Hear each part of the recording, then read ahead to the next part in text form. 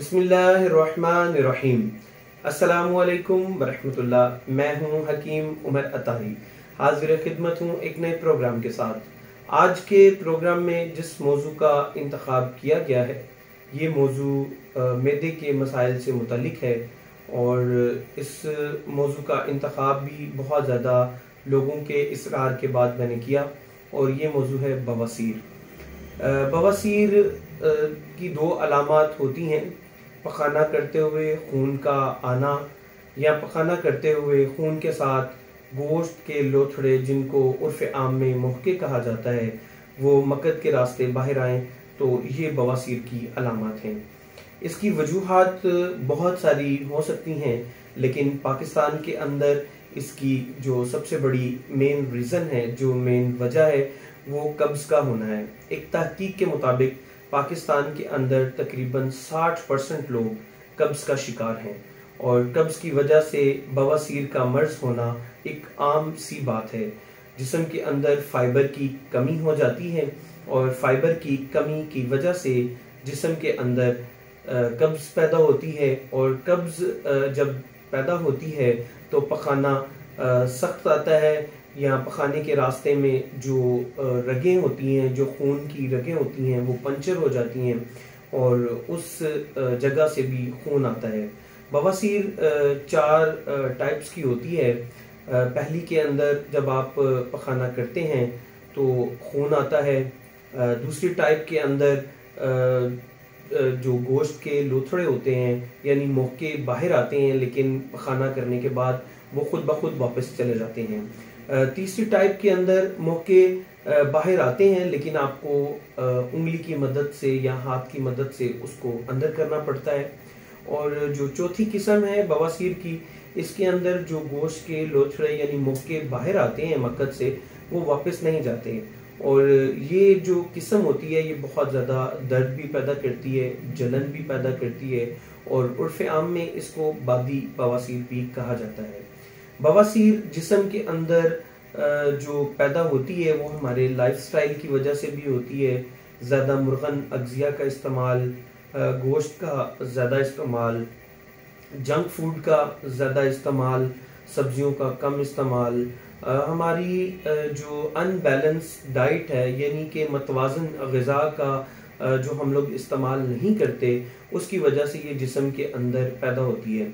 और पाकिस्तान के अंदर बहुत ज़्यादा लोग इस मर्ज़ का शिकार हैं, इसकी वजह से बहुत ज़्यादा परेशान हैं।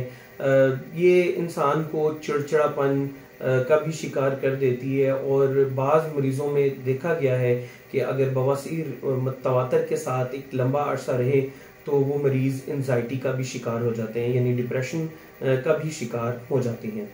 तो आज मैं इंशाल्लाह आपको इस मर्ज़ को ख़त्म करने के लिए एक ऐसी शानदार हर्बल रेमेडी दूंगा जो आप अपने घरों में बनाकर इस्तेमाल करें और मेरा ये दावा है कि इंशाल्लाह ये सिर्फ 5 से 6 दिन के अंदर जितनी मर्जी पुरानी बवासीर हो, और चाहे ये बवासीर खूनी है चाहे ये बवासीर बादी है, वो इंशाल्लाह ख़त्म हो जाएगी। आप मुझे ये जो नुस्खा मैं आपको दूंगा ये आप घर में बनाएं, बहुत ज़्यादा आसान है और बहुत ज़्यादा ही अल्हम्दुलिल्लाह ये शिफा बख्श भी है और मेरे सीने का राज भी है और हम लोगों के मतलब का मामूल मतलब भी है। तो नुस्खा के अज्जा नोट करने से कबल आपको अगर ये वीडियो पसंद भी आए और आप मेरे चैनल को सब्सक्राइब भी करें और बेल आइकॉन के बटन को प्रेस भी कर दें ताकि मेरी आने वाली तमाम वीडियोस आपको मिलती रहें। सबसे पहले आप अपनी जो ग़िज़ा है उसको मतवाज़न रखें, सब्जियों का इस्तेमाल करें, पानी का इस्तेमाल करें, ग़िज़ाएँ अच्छी लें और मतवाज़न ग़िज़ा लें। बवासीर को ख़त्म करने के लिए आपका जो ग़िज़ा का तरीक़ाकार है वो बैलेंस होना बहुत ज़्यादा ज़रूरी है। तो आप नुस्खा के अज्जा नोट कर लें।